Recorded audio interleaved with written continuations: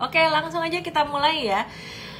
Kemarin hijau, sekarang merah. Jadi market mau kemana? Kira-kira menurutmu market lagi bullish atau lagi bearish? Bullish atau bearish? Kira-kira bullish atau bearish? Menurutmu gimana? Kemarin naik, sekarang merah. Terus gimana nih? Tulis. Bullish atau bearish? Bullish atau bearish? Bullish atau bearish? Bullish atau bearish? Tulis di sini. Ada yang bilang bullish, ada yang bilang bearish. Gimana caranya ikut Igoy channel? Di Igoy aku ada tulisannya di profile, ada URL channel. Miss, ini ikan besar mau nakutin Rita sampai kapan ya? Kok turun lagi lo? Oke. Ada yang penasaran juga sideways katanya. Thank you semuanya yang udah join malam hari ini. Langsung saja saya mulai live malam hari ini karena ini agak telat juga karena tadi saya salah nge-live-nya di channel. Saya matiin komen dan kita langsung aja mulai live malam hari ini. Oke deh. Ternyata bedanya itu ya, kalau nge-live di channel berarti cuma buat warga channel doang ya. Mohon maaf. Ya, hari ini market value 11,5 triliun rupiah. Di pasar negosiasi 1,9 triliun itu ada saham DNET 605 miliar, BCA 449 miliar, SMMA 275 miliar. Terus di pasar reguler 9,5 triliun itu ada saham BBRI 1,1 triliun rupiah. Terus ada saham Adaro 1,1 triliun rupiah dan juga saham Bank Mandiri 690 miliar ya.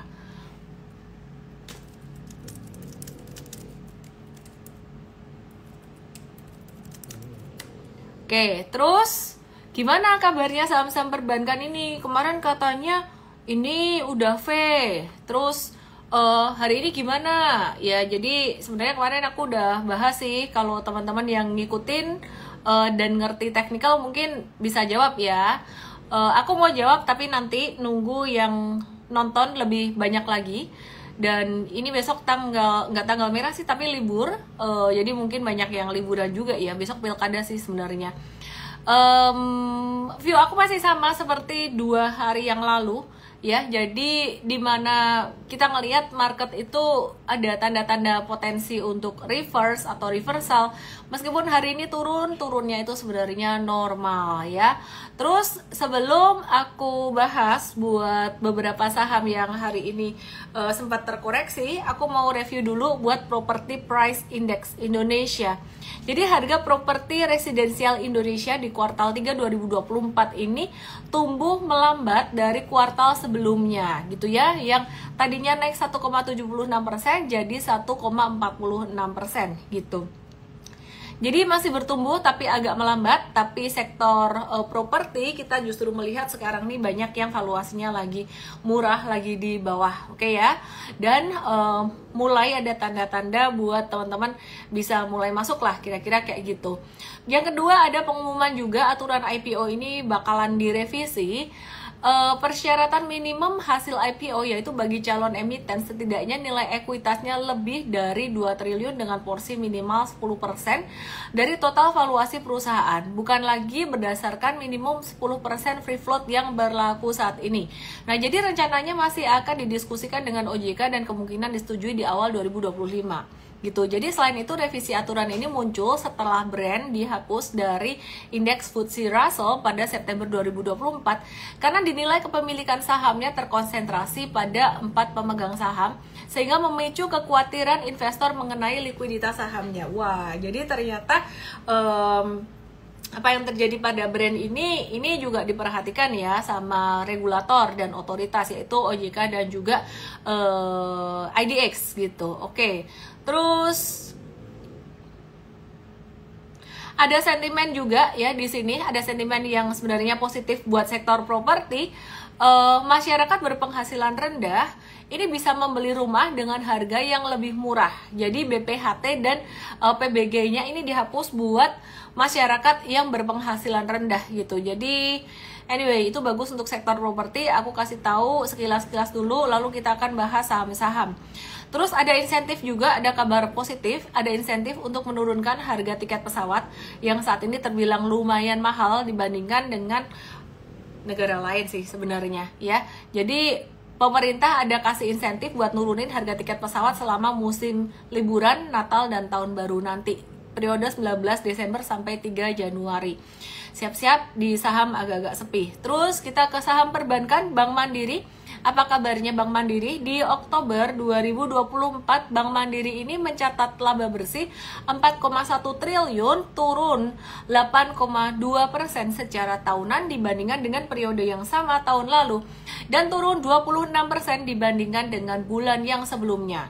Nah, kalau diakumulasi dari Januari sampai Oktober selama 10 bulan 2024, itu laba bersihnya sekitaran 45,7 triliun ya. Kalau dari Januari sampai Oktober dibandingkan dengan periode yang sama, itu sekitaran naik 5,3% secara tahunan ya. Jadi kalau Oktobernya doang dibandingin Oktober tahun lalu itu turun, tapi kalau year to date dari Januari sampai Oktober dibandingin dengan 10 bulan pertama tahun 2024 tuh naik. Semoga bisa dipahami, kalau enggak ya sudah lupakan saja ya. Terus kemudian biaya kreditnya juga naik 131 basis poin ke level 3,15%, NIM-nya turun 12 basis poin, dan biaya operasional atau OPEX-nya,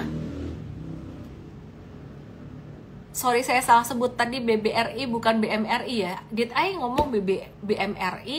Tadi saya ngomong BMRI atau BBRI sih? Harusnya BBRI kalau sampai saya ngomong BMRI. Ngomong apa tadi aku? BMRI atau BBRI? Mike? Ya, jadi aku ulang deh. Nanti dimarahin lagi sama BMRI. Jadi BBRI itu laba bersihnya turun di Oktober ini dibandingkan dengan tahun lalu atau dibandingkan dengan bulan sebelumnya, yaitu di September. Tapi kalau 10 bulan pertama dibandingkan dengan 10 bulan pertama 2023 itu angkanya naik 5%-an gitu ya. Terus biaya kreditnya naik, sorry ya bukan BMRI ya. Untung sadar. Biaya kreditnya naik 131 basis poin, terus NIM-nya turun. Meskipun begitu, biaya operasionalnya BRI ini juga turun 2,8%. Nah, teknikalnya bagaimana dan valuation-nya kira-kira bagaimana? Kalau technical dan valuation, teman-teman bisa perhatikan di sini. Soalnya chartku di depan BMRI, jadi terhipnotis saya sama BMRI. Ya, ini BBRI ya. Jadi BBRI sama view-nya sama kayak kemarin. Kemarin saya ada bahas pattern, dia mulai membentuk pattern V gitu, BBRI-nya. Tapi hari ini turun, dimana koreksinya itu normal dan sangat wajar sekali ya. Jadi kalau diperhatiin, kira-kira bentuknya kayak gini bisa diperhatikan di IGOI. Nah, kira-kira kayak gini, bakalan ada bentuk handle-nya di sini, oke ya. Terus kemudian selain BBRI, jadi intinya koreksi hari ini normal banget dalam pembentukan handle atau low yang kedua, dan low-nya lebih tinggi daripada low yang sebelumnya. Jadi low yang sebelumnya itu di level 4250, potensinya akan lebih tinggi daripada itu. Jadi bentuk handle lebih tingginya tuh mungkin sekitaran level 4300-an. Kemudian BMRI itu bagaimana? BMRI perhatikan di sini, ini kemarin juga membentuk V, dan kalau kalian memperhatikan live aku kemarin, ini juga sama disebut ini membentuk V-shape recovery. Kemudian di sini akan membentuk handle, yang namanya handle tuh berarti dia chartnya bisa turun dikit gitu. Jadi totally normal koreksi hari ini, nggak ada yang perlu dikhawatirkan, nggak ada yang perlu dipikirkan atau dibahas ya sebenarnya ya. Sangat normal sekali. Dan ini BCA dia ngebentuk double bottom hari ini, langsung bentuk handle-nya atau retrace lagi. Itu masih normal sekali. Jadi aku nggak akan banyak bahas di sini. Wait and see dulu aja teman-teman yang sekiranya masih nunggu retracement atau koreksi, bisa dikasih koreksi lagi sekali atau 2 kali candle lagi, masih ada koreksi gitu ya. Tapi kalau buat yang long term investing ini termasuk udah oke. Terus kemudian bagaimana dengan emiten dari sektor properti? Aku langsung aja, sektor properti kabarnya bagaimana? BSDE ini land banknya besar, tapi dari properti, saham properti, emiten properti yang menjadi leader seperti Pewon, SMRA, CTRA. Dibandingkan tiga ini, BSDE valuasinya memang yang paling mahal, meskipun tetap di bawah harga wajar ya. Jadi sebenarnya tetap murah, tapi dibandingin dengan tiga itu valuasinya yang agak tinggi. Nah, meskipun demikian, valuasi itu bukan segalanya sebenarnya. Jadi kalau Anda punya BSDE ini buat disimpan dalam 1-3 bulan ke depan, sebenarnya ini area yang masih murah. Disclaimer teman-teman, batasi resiko kalau kamu trading BSDE dia jatuh di bawah 990, toleransinya sampai 965 atau 970 Anda hold saham ini. Kemudian yang kedua ya, valuasinya yang agak mendingan dibandingkan BSDE, agak lebih murah, yaitu CTRA dengan pattern yang sama, mirip banget kayak patternnya saham-saham perbankan ya. Jadi kalau misalkan mau nawar, CTRA pelit banget nawarnya di level 1060, tapi kalau misalkan mau agak-agak tinggi dikit di area sekarang di 1095, 1100 ya, ini sebenarnya kalau buat simpen 1-3 bulan ke depan sih masih bisa fruitful gitu ya.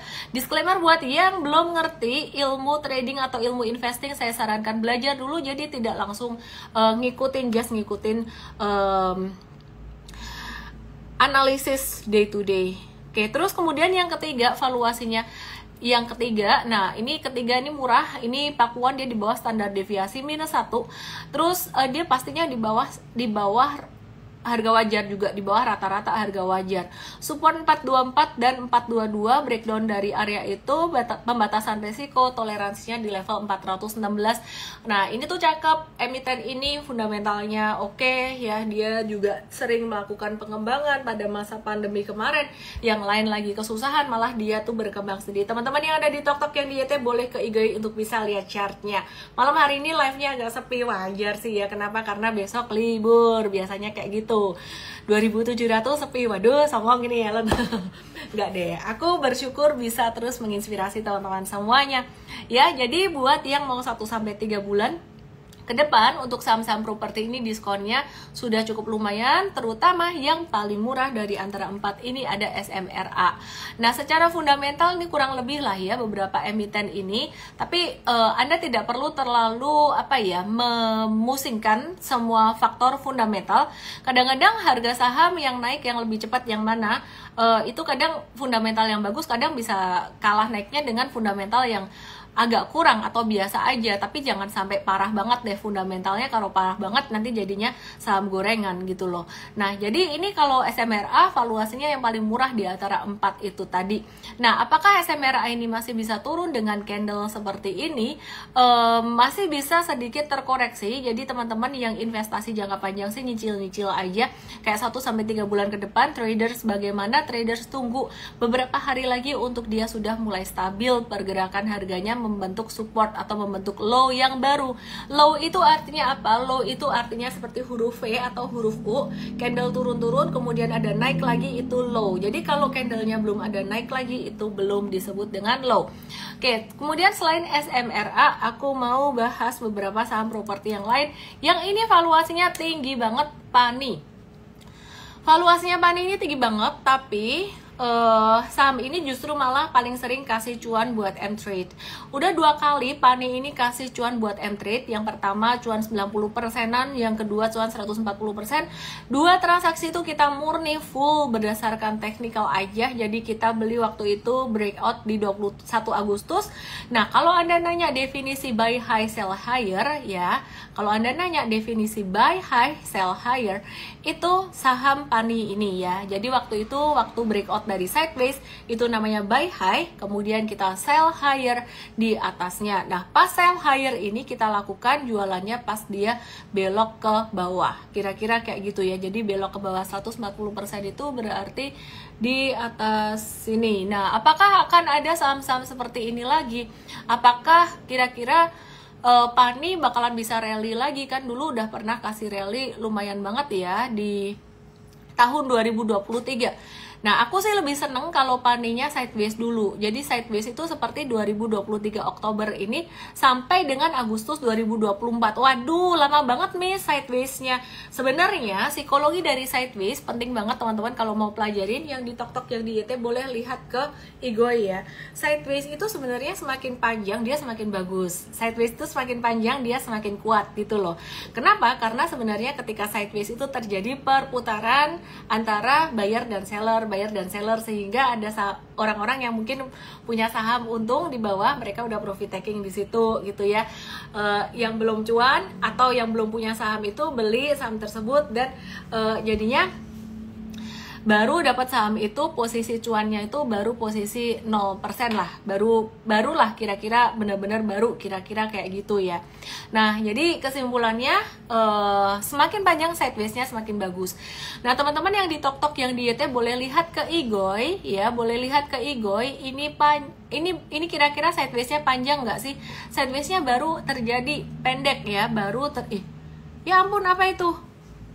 Kok ada topinya aku di TokTok?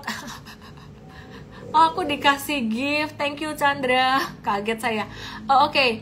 Dari 14 November sampai sekarang, sidewaysnya tuh baru sideways yang dikit ya, baru pendek gitu loh. Nah, sideways panjang tuh kapan? Sideways panjang tuh biasanya ya antara 1-3 bulanan. Semakin panjang semakin bagus sebenarnya ya. Dan kita ngelihat volumenya juga. Volumenya kalau hijau tinggi lebih banyak tuh lebih bagus. Nah, kesimpulannya apa nih? Wait and see dulu aja. Aku move dari sektor properti menuju ke sektor komoditas, tapi aku mau menyimpulkan dulu. Jadi kesimpulan aku simple aja buat teman-teman yang malam ini nonton live aku. Saham-saham perbankan dan juga saham-saham properti itu semuanya lagi membentuk V, lagi bentuk handle, itu normal. Dan kalau kemarin saya ada bilang ini udah mulai bottoming di kuartal 3 2024 dan ke depan akan naik, trennya akan menjadi bagus. Teman-teman kalau kemarin ngedengerin itu, hari ini nggak akan panik, nggak akan takut. Jika nanti hari Kamis market buka ada koreksi turun lagi, itu turunnya juga normal. Intinya confirmation-nya tuh sebenarnya kemarin tuh banyak saham perbankan yang naik dengan volume transaksi tinggi, itu sebenarnya bagus banget ya teman-teman yang di TokTok, yang di YT boleh ke Igoi untuk bisa melihat chartnya.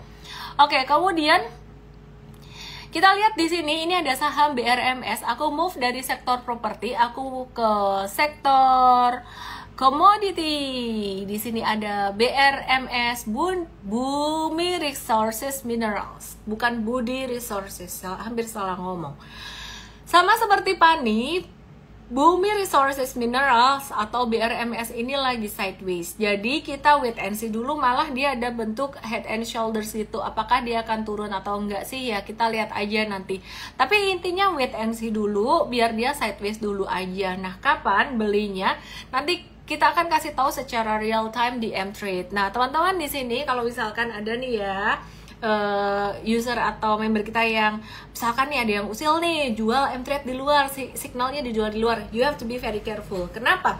Karena speed does matter. Di tempat kita speed itu matters banget, sampai diukur dari mencet sampai keluar itu berapa detik gitu loh. Kalau misalkan kamu pakai yang kayak gitu, bisa jadi itu penipuan juga, kontennya bisa jadi bukan dari kita. Ya, intinya hati-hati dengan semua konten yang dijual dimanapun, di Telegram, di Shopee, di Tokopedia, dimanapun, selalu konfirmasi setidaknya melalui Igoi saya dulu. Di Igoi itu ada tombol wa, bisa tanya ke situ, itu official. Karena hati-hati kalau di luar sana mengatasnamakan kita nggak bertanggung jawab sama kontennya. Ya, apalagi kalau ada cerita titip duit, waduh kita nggak ada ya titip duit. Oke, terus kita mau move ke saham yang dulunya banyak orang suka, tapi kemudian turun tajam dari 2018. Kita sempat bahas di Investart 2018 kemarin tuh valuasinya tinggi banget, di atas standar deviasi plus 2. Nah, kemudian saat ini Unilever ini valuasinya murah banget di bawah standar deviasi minus 2. Perhatikan ini grafik bulanannya atau grafik monthly-nya. Perhatikan ya di sini ya. Nah, ini 2018 ketinggian. Nah, di 2024 tahu nggak sih faktanya harga saham Unilever saat ini tuh sama murahnya dengan harga saham Unilever di 2009. Terus Unilever ini dia juga mengumumkan bahwa mereka itu ngejual bisnis es krimnya senilai 7 triliun, jadi mereka dapat duit ya pada 22 November. Nah, nilai transaksi itu tidak termasuk PPN, itu mencakup nilai pasar aset tetap 2,5 triliun, nilai buku bersih per September 2024 1,99 triliun, dan nilai persediaan per September 2024 itu 172,8 miliar. Nah, aspek positif divestasi ini atau melepas anak usaha ini membuat Unilever tuh bakalan bisa lebih fokus buat ngejalanin bisnisnya, terutama bisa melakukan efisiensi. Mengingat tren kinerja Unilever yang saat ini belakangan ini agak kurang bagus ya. Dan Unilever juga bisa berpotensi memberikan dividen spesial dari hasil keuntungan penjualan bisnis ini 4,8 miliaran sebelum pajak kepada investor. Nah, pertanyaannya apakah Unilever ini menjadi menarik untuk diinvestasikan atau enggak? Aku mau kasih tahu sisi negatifnya juga. Jadi ada aspek negatif juga, Unilever berisiko kehilangan bisnis yang menawarkan potensi pertumbuhan ke depan, yaitu bisnis es krimnya ini ya. Terus kita mesti ngelihat juga sebenarnya si bisnis es krim ini memberikan sumbangan revenue dan laba berapa banyak. Kalau ngelihat divestasi selalu seperti itu ya. Tapi kalau kita lihat Unilever beberapa hari kemarin ini sempat naik ya, ini berarti direspon positif oleh investor. Cuman kita ngelihat investor tuh kayaknya spekulatif juga dengan valuasinya yang murah. Aku mau kasih note garis besarnya, Unilever ini valuasinya murah, tapi secara pangsa pasar bisnis model mungkin lebih ke bisnis modelnya ya, sekarang bukan menjadi satu bisnis model yang seksi untuk kondisi market saat ini. Kenapa? Karena perlambatan perekonomian itu masih ada. Jadi 25 November kemarin Unilever dia confirm membentuk double bottom. Hari ini pun sebenarnya just normal correction aja buat Unilevernya. Jadi koreksi normal dalam jangka pendek, jangka menengah itu masih bisa ada potensi menguat. Cuman kecepatannya itu bakalan lambat atau bakalan slow banget. Satu, banyak nyangkuters. Dua, duitnya investor-investor gede masih menuju ke sektor yang dianggap lebih seksi dengan potensi turunnya suku bunga The Fed ke depan.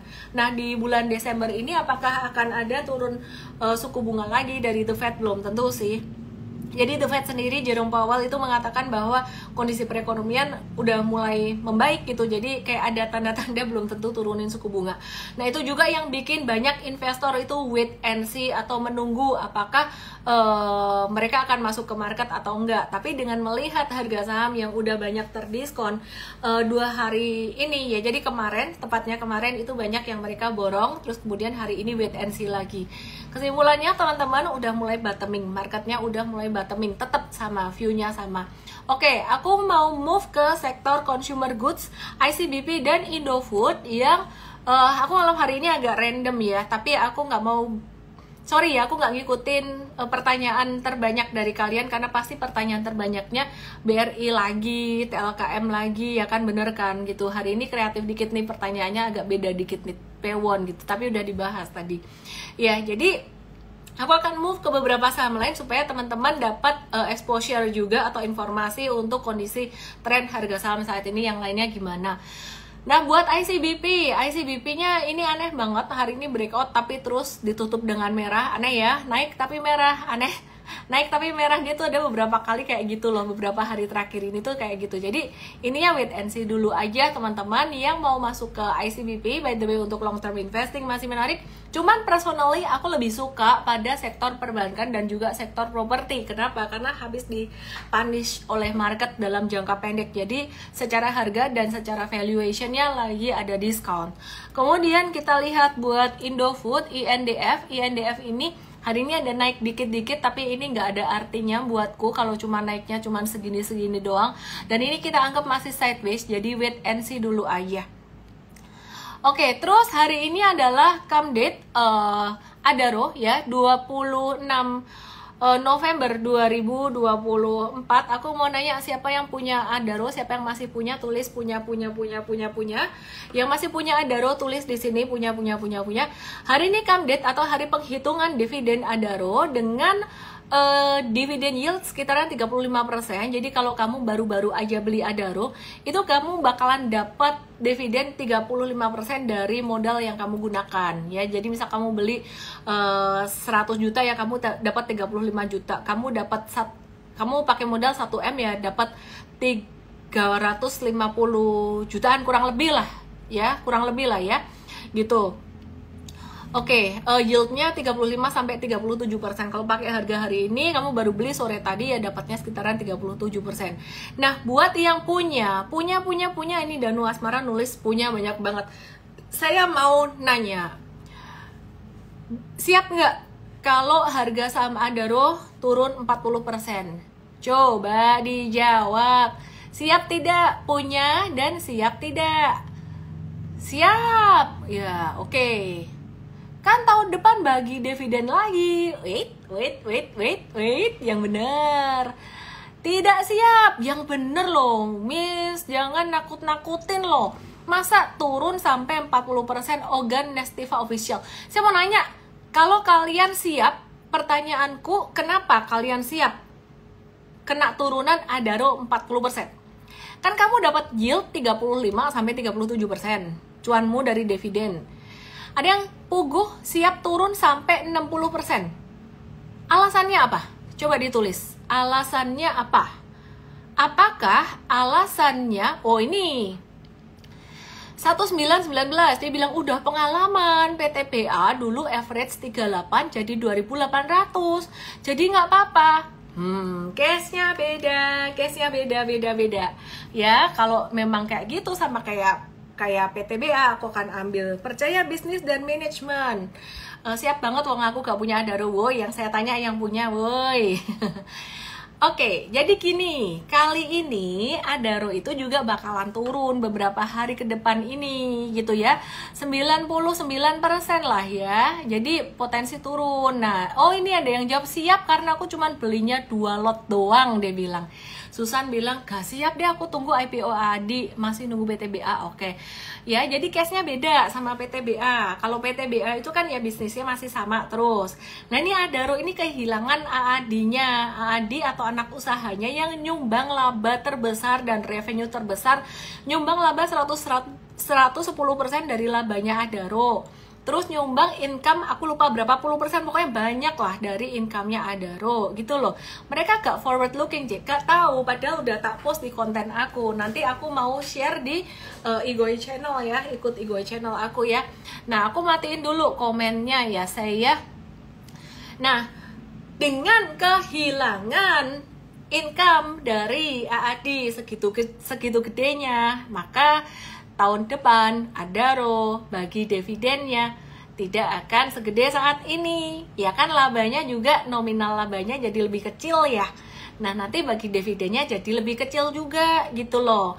Pertanyaan aku, tahun depan harga sahamnya apakah bisa balik ke harga sekarang? Kalau sekarang turun 40%, nanti AAD IPO. Terus yang beli Adaro khusus buat dapetin AAD 100 lembar Adaro dapat 23 AAD, apakah mereka nggak akan jual? Bisa jadi mereka jualan, bisa jadi enggak. Tapi ketika AAD IPO itu kebanyakan investor mungkin malah lebih tertariknya ke AAD, kira-kira kayak gitu. Nah, jadi bisa memicu harga saham Adaro turun lagi di bawah dividend trap. Jadi udah turun abis come date, jadi ex date besok bisa turun beberapa hari. Nah, nanti kalau AAD IPO dia bisa turun lagi. Satu, apa yang kamu harapkan dari harga sahamnya tahun depan? Apakah bisa naik balik ke situ? Kalau nggak bisa berarti ngarep dapat dividen. Dividennya apakah akan segede rata-rata Adaro 9%, 9%, 9% rata-ratanya begitu ya dalam beberapa tahun terakhir gitu. Wah, ternyata nggak bisa dapat segitu. Nah, terus pertanyaannya lagi, yang tadi bilang siap, sekarang mulai deg-degan nggak? Ya, demi PUPS AAD katanya. Kalau aku sih lebih memilih beli AAD-nya di IPO aja sih sebenarnya ya.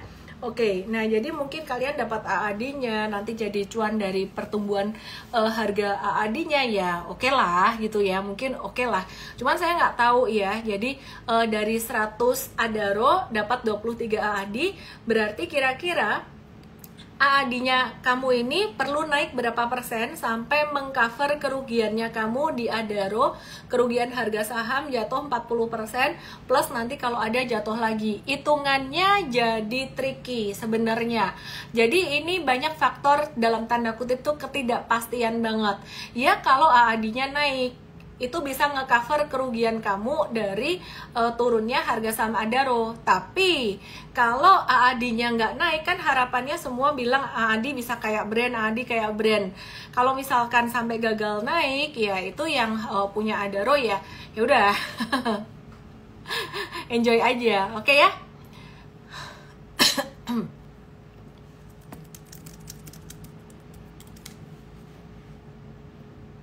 Oke deh.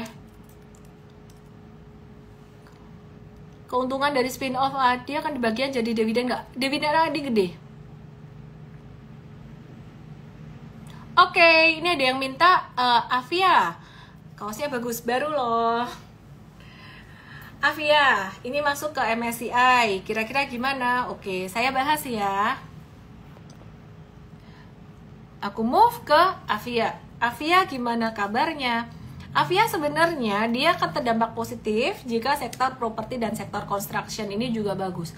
Tapi hari ini malah dia turun ya.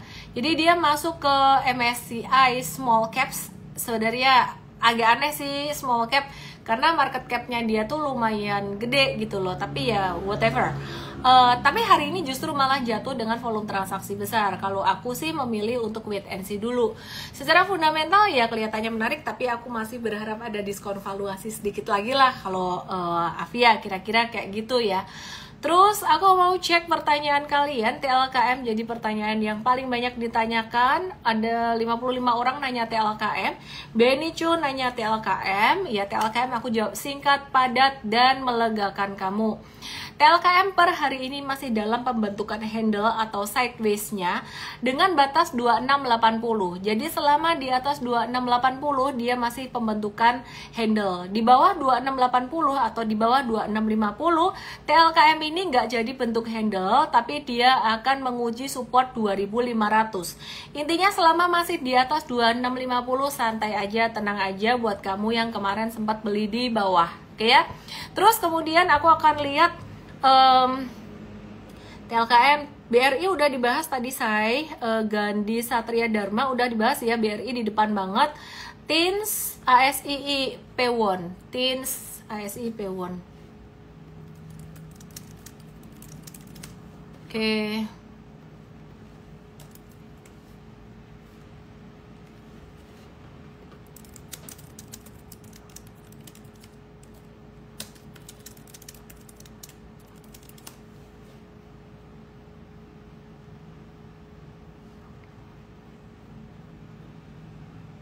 Oke. Mari kita lihat ASI.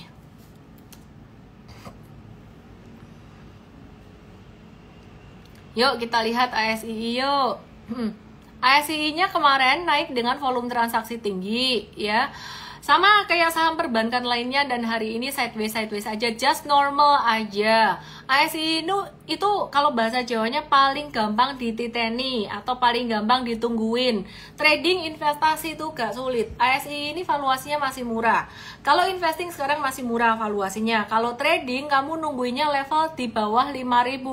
Jadi 4.870 atau 4.900 deh, sampai level 5.000 adalah level low risk buat ASI kalau kamu mau buy on weakness di situ. Nah, kalau trading di 49 atau 5.000, profit takingnya sekitaran 5.300 tuh buat swing trading. Tapi aku personally nggak swing tradingin dia gitu ya. Jadi kalau ASI aku lebih nge-hold panjang.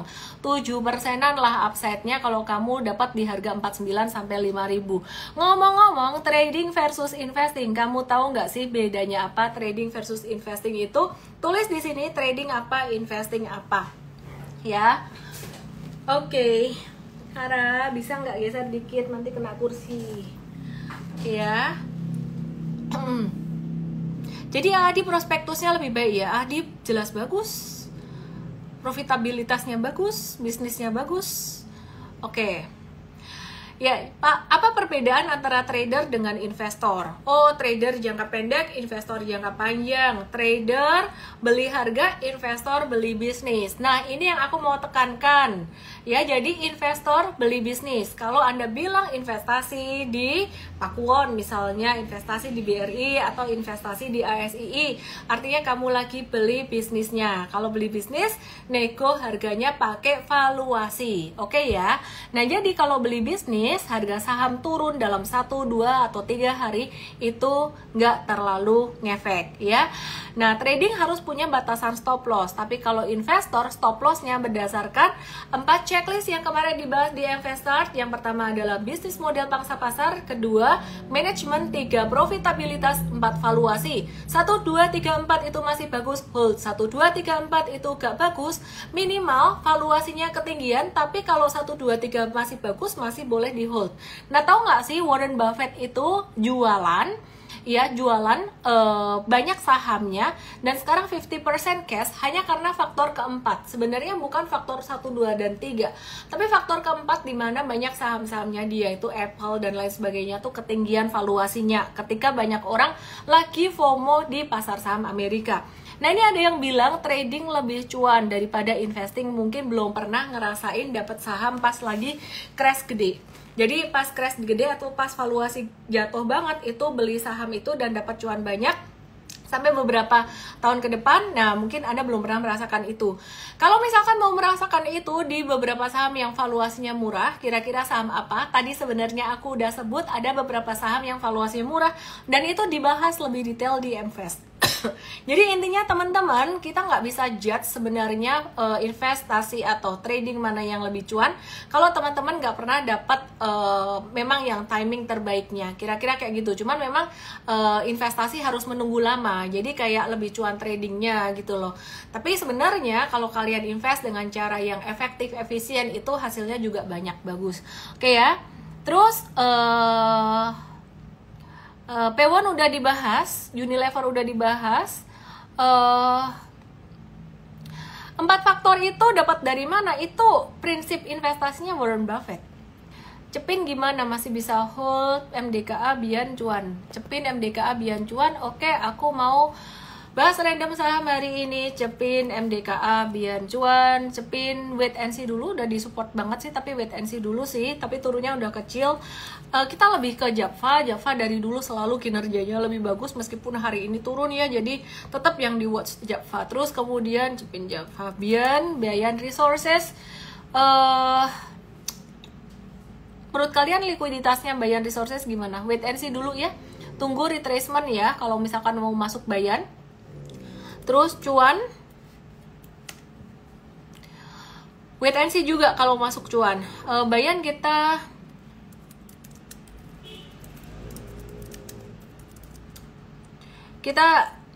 masukin watchlist aja dulu. Oke ya.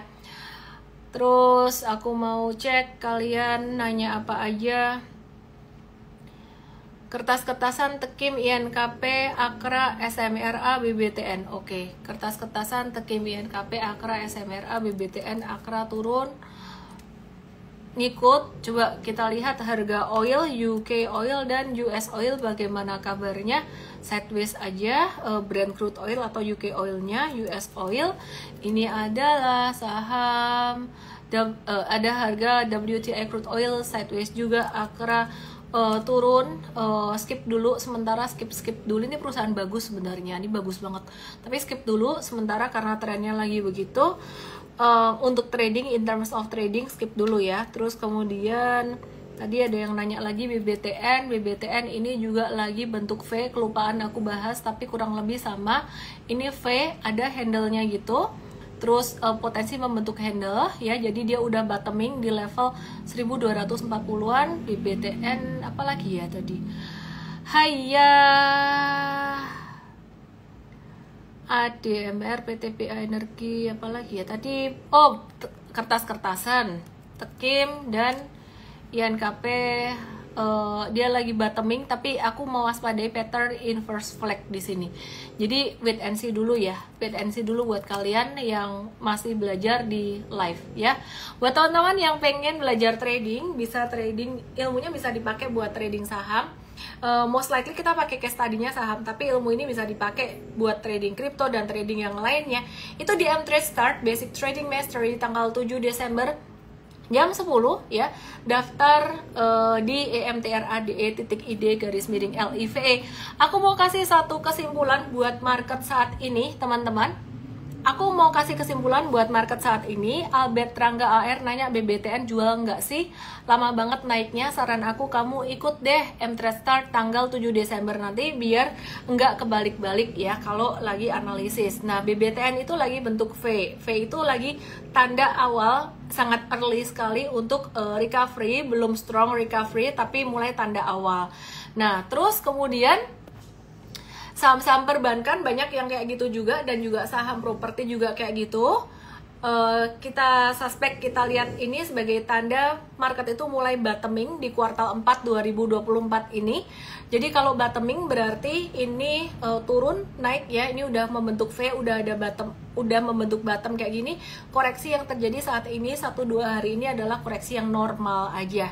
Tidak ada yang perlu dikhawatirkan, tidak ada yang perlu ditakutkan, normal aja.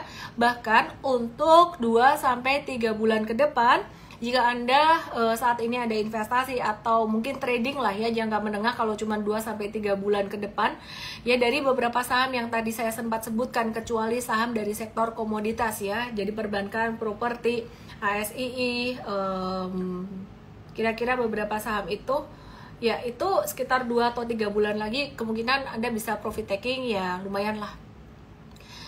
Oke, saya Ellen May, semoga semua yang saya bagikan bisa bermanfaat. Intinya belajar dulu supaya nggak kebalik-balik nentuin timing investasinya.